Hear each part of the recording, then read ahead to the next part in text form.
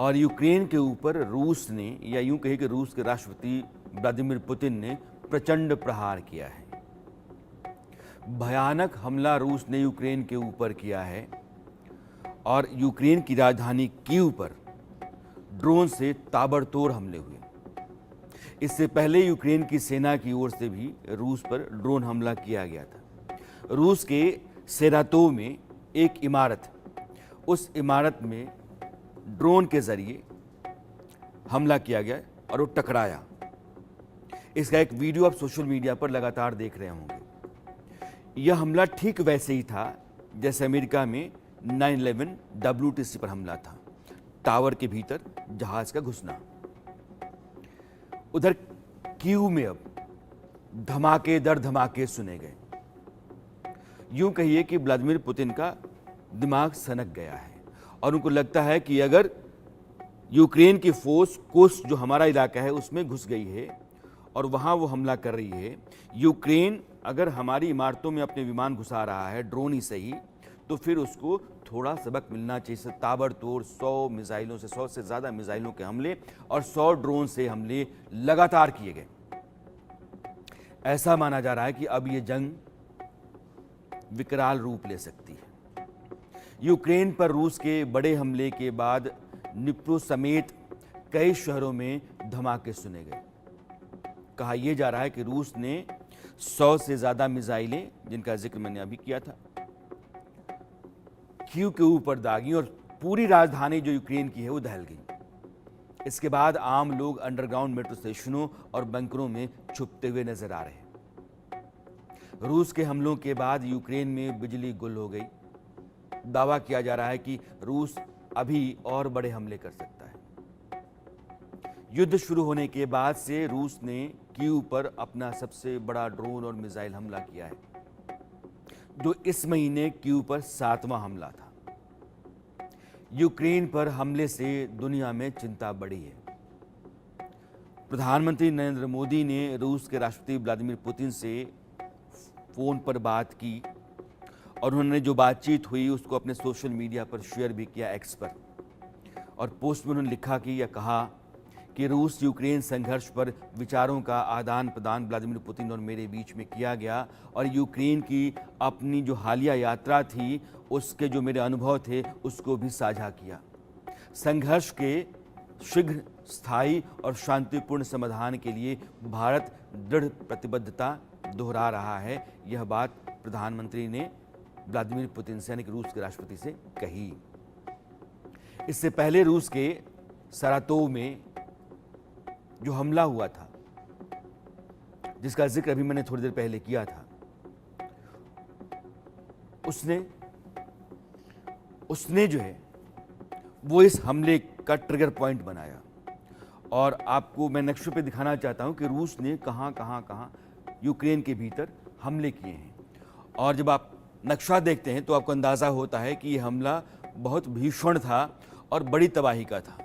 ये यूक्रेन पूरा का पूरा है। आप वो जो लाल का हिस्सा है वो रूस का हिस्सा होता है, और ये खार्किव, डिनिप्रो, कीव, क्रीविडी, लुत्स्क,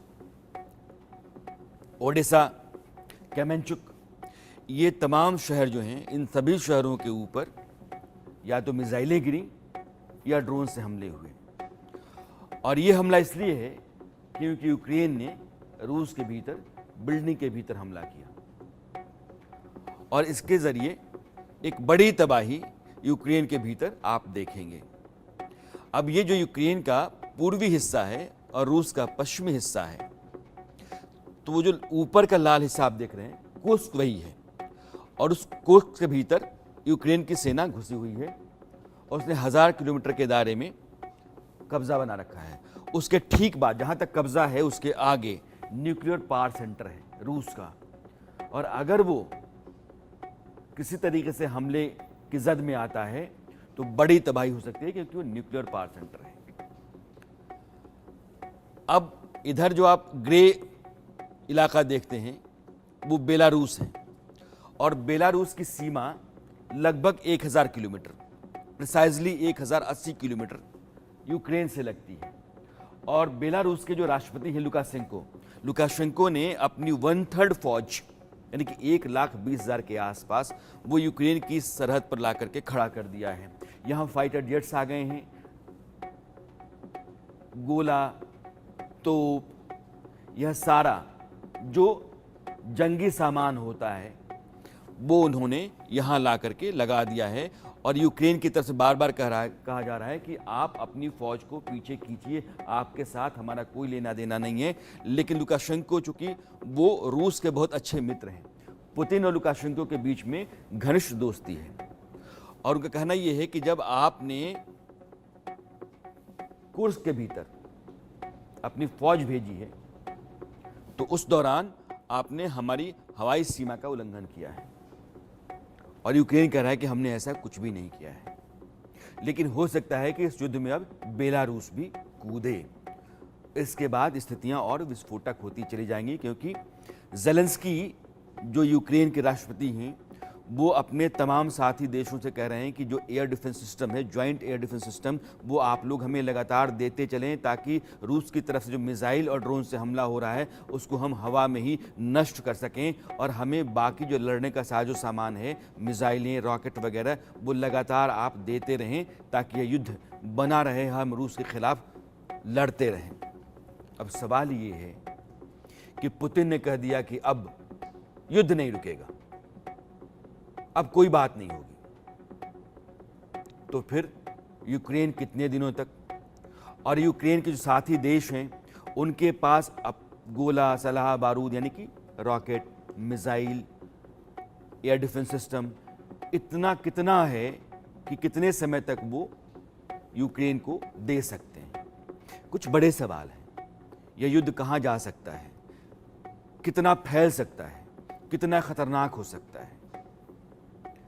और इन दो बड़े सवालों के लिए हमारे पास दो खास मेहमान हैं। प्रदीप कपूर साहब हैं, आप पूर्व राजनयिक हैं, और मेजर जनरल JKS परिहार साहब हैं। आप दोनों मेहमानों का बहुत बहुत स्वागत है। परिहार साहब, ये यूक्रेन की गलती है या फिर यूक्रेन ने प्रोएक्टिव अप्रोच लिया कि अगर युद्ध है तो हम आपके यहाँ बिल्डिंग के भीतर भी ड्रोन घुसाएंगे और आपकी ज़मीन पर भी हम अपनी फ़ौज घुसाएंगे, अब लड़ाई आमने सामने की है तो हो ही जाए। लेकिन ये ऐसी जगह आ गई है जहाँ से रूस बहुत अग्रेसिव हो गया है और जो पिछले 24 घंटे के हमले थे उन्होंने यूक्रेन के ऊपर भारी तबाही मचाई है। युद्ध को आप किधर जाता हुआ देख रहे हैं? देखिए, युद्ध जो है ये लंबा चलेगा और इसमें बीच बीच में इंटेंस इसमें एस्केलेशन जरूर होंगे। जहाँ तक सवाल जेलेंस्की का है तो जेलेंस्की तो युद्ध कर ही नहीं रहे। वो तो सारा US बाइडेन लीड नाटो उनका कॉम्बिनेशन जो है वो लगा हुआ है, जेलेंस्की को तो सामने खड़ा हुआ है। बाइडेन साहब और नाटो की पूरी कोशिश यही है कि युद्ध लंबा चले। उसमें उनको दो एडवांटेजेस हैं। पहला, लंबा चलना मीन्स ग्रेजुअल ब्लीडिंग जो है वो रशियन इकोनॉमी और पुतिन की स्टैंडिंग पे होती रहेगी और रशिया जो है वो कमज़ोर पड़ेगा और आगे चल के वो यूरोप में नाटो कंट्रीज के खिलाफ कोई बड़ी शक्ति नहीं बन सकती। पहला। दूसरा जो है कि US इलेक्शंस में डेमोक्रेटिक्स जो है, अगर बाइडेन खड़े होते तो उनका हारना बिल्कुल पक्का था, इसलिए उन्होंने अपना कैंडिडेट भी चेंज किया है। तो US इलेक्शंस के नए रेजिम के जनवरी में आने तक इसमें कोई भी गुंजाइश नहीं है कि ये चेंज हो। अब जो मिसाइल अटैक्स हुए हैं ये बिल्कुल रिटेलिएट रशिया ने किया है। जिस तरह से यूक्रेन ने जो है वो रूस के इलाकों में घुसे और अभी सैरेटोव में जो इनके ड्रोन अटैक हुए हैं, आप देखिए नाटो एंड वेस्टर्न कंट्रीज हैं, उन्होंने इसको जो है एक जैसे मेडिसिन में क्लिनिकल ट्रायल होती है उसी तरह से वेपन्स का ट्रायल एरिया बना रखा है। वो अपने डिफरेंट सिस्टम्स को यहाँ यूज़ कर रहे हैं। पुराने वाले जो उनके रिजर्व स्टॉक थे, मिसाइल्स और आर्टिलरीज एक्सेट्रा, वो यहाँ देके वो उसको ख़त्म करके डंप करके अपने नए के लिए जगह बना रहे हैं। और जो नए डेवलपमेंट उनके हो रहे हैं उसको वो यहाँ यूज़ करके देख रहे हैं कि ये जो है रियल वार सिचुएशंस में मॉडर्न जो AI रिलेटेड इलेक्ट्रॉनिक वारफेयर में ये कितने सस्टेन करेंगे, चाहे वो एयर डिफेंस सिस्टम हो चाहे उनके फाइटर जेट्स। और रशियन इस मामले में हो सकता है थोड़े कमजोर पड़े हों, बट ओवरऑल ये टग ऑफ वॉर है, लंबा चलेगा। इसका किसी प्रदीप कपूर साहब, ये जैसे जनरल साहब ने कहा कि चूंकि अमेरिका में इस बार इलेक्शंस हैं और डेमोक्रेट्स के लिए स्थितियां अनुकूल नहीं है, हालांकि ठीक है जो बाइडेन चुनाव नहीं लड़ रहे हैं, कमला हैरिस चुनाव लड़ रही हैं, लेकिन उन चुनावों में एडवांटेज मिले, फ़ायदा मिले, डेमोक्रेट की वापसी हो पाए, कमला हैरिस जीत सकें, इस युद्ध को इस लिहाज से भी आगे बढ़ाया जा रहा है और रूस को कमज़ोर करके दिखाया जा सके। रूस हमारे आगे कमज़ोर हुआ, घुटने टेके, इसलिए अमेरिका में जो मौजूदा सरकार है या जो मौजूदा पार्टी सत्ता में है उस पार्टी के हक में हवा बन सके। क्या इसलिए भी युद्ध आगे बढ़ रहा है? नमस्ते राणा जी, और आपका बहुत बहुत धन्यवाद कि आप इस विषय पे इतनी गौर से चर्चा कर रहे हैं और इतनी अच्छी तरह समझाया आपने पूरा बैकग्राउंड। वो बहुत अच्छा विवरण था। तो अब जो स्थिति है यूएस में, इलेक्शंस की अभी स्थिति है, इलेक्शंस का दौर है, तो सारा देश इलेक्शंस के बारे में बात कर रहा है, जुटा हुआ है, वार्तालाप हो रहा है यहाँ पर, कौन आगे है, कौन पीछे है, कौन जीतेगा, कौन हारेगा जी। तो इसमें यूक्रेन का जो भी युद्ध चल रहा है रशिया के साथ, उसमें अगर ये किसी तरह दिखा सकें कि रशिया थोड़ा वीक होते जा रहा है, कमज़ोर होते जा रहा है यूएस सपोर्ट के कारण, तो फ़ायदा तो होगा ये डेमोक्रेट्स को। बट अगर पासा उल्टा पड़ गया, अगर कहीं किसी तरह रशिया हावी हो गया यूक्रेन पे और यूक्रेन कमज़ोर हो गया, तो उसमें फिर उनके लिए काफ़ी मुश्किलात पैदा हो सकती हैं डेमोक्रेट्स के लिए, और उसमें रिपब्लिकन्स को फ़ायदा हो सकता है। तो इम्पैक्ट तो होगा ये इस युद्ध का इलेक्शंस में। बट अभी से कुछ 70 दिन से कम बचे हैं, तो उसमें कितना बदलाव आता है वहाँ पर ग्राउंड सिचुएशन में यूक्रेन रशिया में, या ऐसे थोड़ा एस्केलेशन चलता रहेगा और थोड़ा डैमेज यूक्रेन करेगा रशिया को, थोड़ा डैमेज रशिया करेगा यूक्रेन को, और वो अगर तो थोड़ा थोड़ा चलता रहेगा तो फिर ज़्यादा इम्पैक्ट नहीं होगा फिर, क्योंकि रशिया का जो स्ट्रेंथ है वो एक तो उनका स्ट्रैटेजिक डेप्थ जो है बहुत ज़बरदस्त है। 11 टाइम जोन्स में फैला हुआ देश है, सबसे बड़ा देश है दुनिया का जी। तो अगर 12 टाइम जोन में होता तो आधी दुनिया कवर करता, तो उससे थोड़ा ही कम है। और नेचुरल रिसोर्सेज बहुत हैं। और हिस्ट्री में अगर देखा जाए, अगर झांके हम हिस्ट्री में, तो जब भी किसी लीडर ने दुनिया के रशिया पे हमला करने की कोशिश की है, नतीजा हमेशा बहुत बहुत उनके लिए खराब निकला है। पहला अगर उदाहरण मैं यहाँ पर दूं, नेपोलियन बहुत विक्टोरियस था, बहुत फेमस था, बहुत वेल नोन जनरल था, और गलती उसकी वही होगी। जी। सारे देशों पे कब्जा करते जा रहा था एक के बाद दूसरा। तो एक के बाद दूसरे देश उसके उसके सपोर्टर बन रहे थे, उसके अंडर आ रहे थे, उसके कॉलोनी में हो रहे थे। तो वो उसका जो एम्पायर है बहुत ज़बरदस्त फैलता रहा।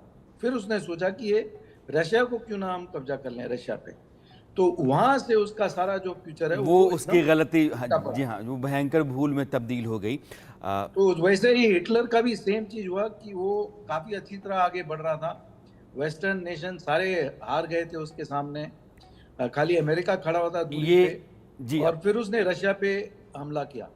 दर्शकों और के लिए हाँ जी, ये लड़ाई दरअसल अमेरिका बनाम रूस की है और अमेरिका खुद युद्ध में नहीं है, लेकिन वो यूक्रेन के ज़रिए लड़ रहा है। कमोबेश हमारे मेहमान यही कह रहे हैं। जनरल परिहार, रूस ने जो हमला किया है ड्रोन का, वो ईरान के शाहेद ड्रोन्स रहे हैं और शाहेद बड़े पैमाने पर ईरान के पास हैं। ईरान की यात्रा भी व्लादिमीर पुतिन ने कर रखी है। ईरान, रूस, चाइना, ये एक गुट है और ये शाहेद ड्रोन से हमला ये बताता है कि रूस अब अकेले नहीं है, बल्कि अपने साथी देशों के हथियार के साथ भी युद्ध में आ रहा है। ये पहला संकेत मैंने देखा है कि शाहेद को लेकर के और रूस मैदान में उतरा। देखिए, ये तो होना ही था, क्योंकि ईरान वही होता है कि दोस्त का दोस्त दोस्त और दोस्त का दुश्मन दुश्मन। अब इजराइल के अगेंस्ट में ईरान जिस तरह से है और अमेरिका उसमें लगातार दबाव बनाए हुए है इजराइल की वजह से और उसकी एटॉमिक पावर बनने की वजह से, उसमें तमाम सैंक्शंस के बावजूद अगर रशिया का उसको सपोर्ट मिला है, तो ये एक टैक्टिकल अलाइंसेस होते हैं। और ये है, चाइना का भी यही इशू है। तो ये शाहीद मिसाइल सब किसने ईरान में डेवलप की है? ये डेवलप करने में भी तो इसमें टेक्नोलॉजी जो है वो रशिया या चाइना के थ्रू ही उनके पास में आई होगी। शाहिद मिसाइल्स जो है वो कारगर हुई हैं, और मैं समझता हूँ कि ये जो आपने अलायंस की बात करी है, ये फ्लेक्सिबल अलायंस होते हैं, और आज की डेट में यूएस के अटैक्स को सेंट्रल एशिया में और यूरोप में काउंटर करने के लिए ये जो अलायंस है ये काफ़ी सशक्त है। और यही वजह है कि रशिया अब न केवल अपने रिसोर्सेज, जैसा कि एम्बेसडर साहब ने बताया, और बाकी भी उसके अलायंस का मिलके एक स्ट्रॉन्ग ब्लॉक बनता है। और यूक्रेन में वो एक तरह से जो मिसाइल का आप देखिए, इस बार उन्होंने ड्रोन और मिसाइल्स की कारपेट बॉम्बिंग करी हुई जी। है, जैसे होती है कि लगातार छोड़े, ताकि अगर एयर डिफेंस सिस्टम अगर कम मिसाइल जाएंगे तो उसको काउंटर कर काउंटर सकते हैं। करता है। जब एक साथ इतने जाएंगे तो कुछ तो ऐसे होंगे जो कि टारगेट है उसके आसपास जाके करते हैं, और जो यूक्रेन का रिसोर्सेज हैं उसको इन्होंने खत्म किया। तो न केवल शाहिद मिसाइल्स इसमें यूज हुई है जो लॉन्ग रेंज की है, इंटरमीडिएट की जो है वो ड्रोन से भी, कुछ शॉर्ट मिसाइल्स भी हुई है। तो इस तरह से ये रशिया ने बहुत टैक्टिकल मूव में किया हुआ है, और इंटरनेशनल सपोर्ट उसको और डेफिनेटली ये युद्ध जो है ना खतरनाक मोड़ की तरफ जाते हुए दिख रहा है। हमारे दोनों मेहमान कह रहे हैं कि हो सकता है कि अमेरिका में राष्ट्रपति चुनाव हैं तो रूस को अब कमज़ोर मोर्चे पर दिखा करके वहाँ एडवांटेज ले पाएँ, इसकी खातिर युद्ध लगातार बढ़ता तो चला गया। लेकिन अब रूस का जो तेवर है, और जिस तरीके से जनरल साहब कह रहे हैं कि वो जो लगातार कारपेट बॉम्बिंग होती है, उस तरह की बॉम्बिंग रूस ने की है, और पुतिन ने कह दिया कि बातचीत की कोई गुंजाइश नहीं है। तो जाहिर है यह युद्ध जो है एक खतरनाक मोड़ पर खड़ा है और दुनिया के लिए अच्छा संकेत नहीं है। आप दोनों मेहमानों का बहुत बहुत शुक्रिया। समय की पाबंदी मेरे पास है, इसलिए बहुत बहुत थैंक्स। अरसत में आज इतना ही। मेरी आपकी मुलाकात कल फिर होती है, तब तक के लिए